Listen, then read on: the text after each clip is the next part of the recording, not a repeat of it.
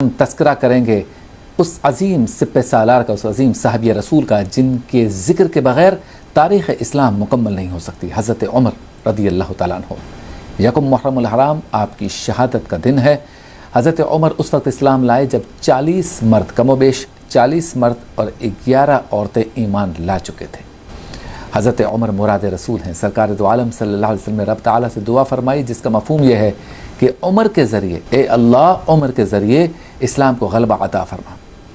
حضرت عمر کی خاصیت تھی جرت، بہادری، علم، قناعت، سادگی، جرت، استقلال، عزم، دین پر ثابت قدم، صبر و برداشت، اور ان سب باتوں کے باوجود عاجزی بھی آپ کی عادت، خوبصورت شیوا تھا۔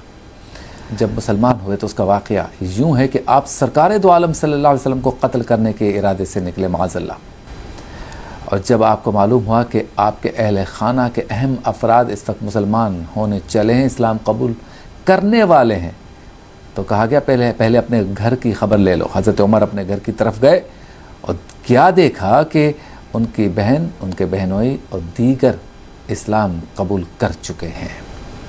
آپ نے پوچھا کون سی کتاب پڑھ رہے ہو؟ بتایا گیا قرآن پاک۔ آپ نے فرمایا ذرا پڑھو، مجھے بھی سناؤ۔ جب قرآن پاک کو سنا تو فرمایا جس نبی پر یہ نازل ہو رہا ہے وہ نبی حق پر ہے۔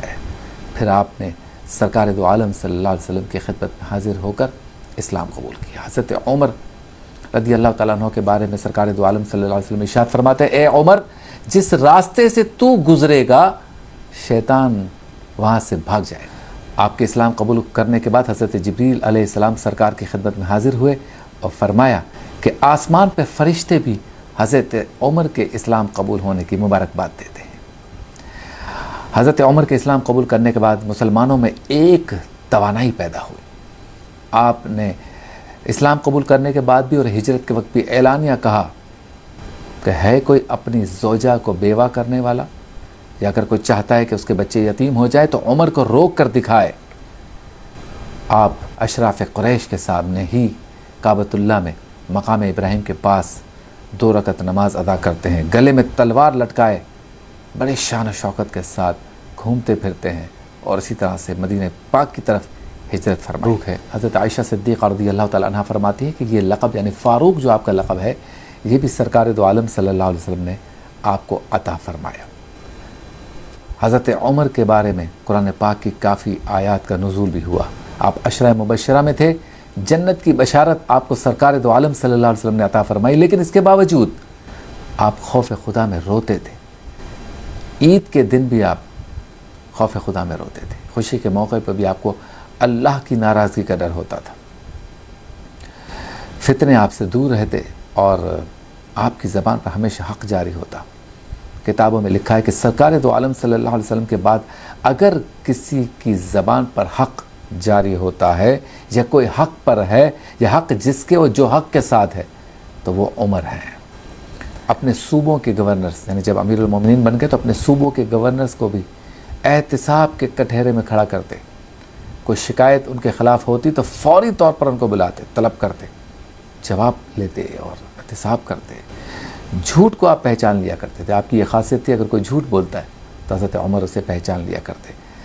سادگی کمال کی تھی، مرتے دم تک اپنے چہرے کو گرد و غبار سے مزین رکھا۔ کپڑے آپ کے جو ہے ایسے تھے کہ لوگ بتاتے ہیں کہ اس میں چمڑے کے پیون لگے ہوتے۔ 2 جوڑے کپڑے کے تھے آپ کے پاس۔ آپ کی زوجہ محترمہ بھی فرماتی تھی عمر بیت المال سے اپنے مشیروں سے مشورہ کر کے کچھ جوڑے ہی بنوا لو۔ آپ حج پہ گئے تو سائبان کے لیے کوئی خیمہ نہیں لیا بلکہ سایہ تلاش کرتے ہوئے ہی تپتی ہوئی گرمی میں اپنے حج کو مکمل کیا۔ جب آپ غصے میں ہوتے اور کوئی قرآن پاک کی تلاوت کرتا یا اللہ کا ذکر کرتا تو آپ ٹھنڈے ہو جاتے تھے۔ بڑی بڑی طاقتوں کو شکستی، کم و بیش آدھی دنیا پر مسلمانوں کی حکومت حضرت عمر کے دور میں قائم ہوئی۔ آپ نے بڑے بڑے بادشاہوں کو مجبور کر دیا کہ وہ اپنا سر اسلام کے آگے جھکا دے۔ نماز جب کوئی آپ سے ملنے آتا کہ ذرا دیکھیں، ملاقات کریں کہ یہ عمر کون ہے، لیکن جب وہ دیکھتے کہ آپ زمین پہ لیٹے ہوئے ہیں تو وہ حیران ہو جاتے، آپ کی سادگی پر حیران ہو جاتے۔ کہ یہ مسلمانوں کو سپہ سالار ہے جو آدھی دنیا پہ حکومت کر رہا ہے۔ نماز کی حالت میں آپ کو شہید کر دیا گیا۔ حضرت عمر نے پولیس کا نظام قائم کیا، نہری نظام قائم کیا۔ حضرت عمر کے زمانے میں ہی کئی شرعی مسائل کا حل تلاش کیا گیا۔ حضرت عمر ہی وہ ہیں جن کے قوانین آج بھی یورپ کے مختلف ملکوں میں رائج ہیں اور انہیں عمر لاء کہا جاتا ہے۔ حضرت عمر نے پرائس کنٹرول کرنے کے لیے، یعنی مارکیٹس میں قیمتوں کا توازن برقرار رکھنے کے لیے خواتین مجسٹریٹس مقرر کی۔ اتنا عظیم سپہ سالار، مسلمانوں کا عظیم سپہ سالار جب نماز کی حالت میں تھا تو ابو لولو فیروز نے آپ پر حملہ کیا، آپ کو شہید کر دیا۔ جب آپ بستر مرگ پر تھے آپ کو دودھ پلایا گیا، طبیب نے کہا آپ دودھ پئیں، لیکن دودھ آپ کے جسم سے باہر آ گیا، بعض روایتوں میں پسلیوں کے ذریعے باہر آ گیا۔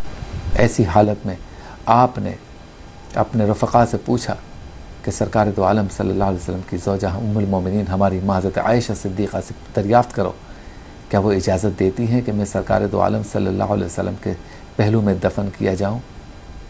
آپ حضرت عائشہ صدیقہ کے حجرے میں آج بھی ان کی اجازت سے سرکار دو عالم صلی اللہ علیہ وسلم کے ساتھ دفن ہیں۔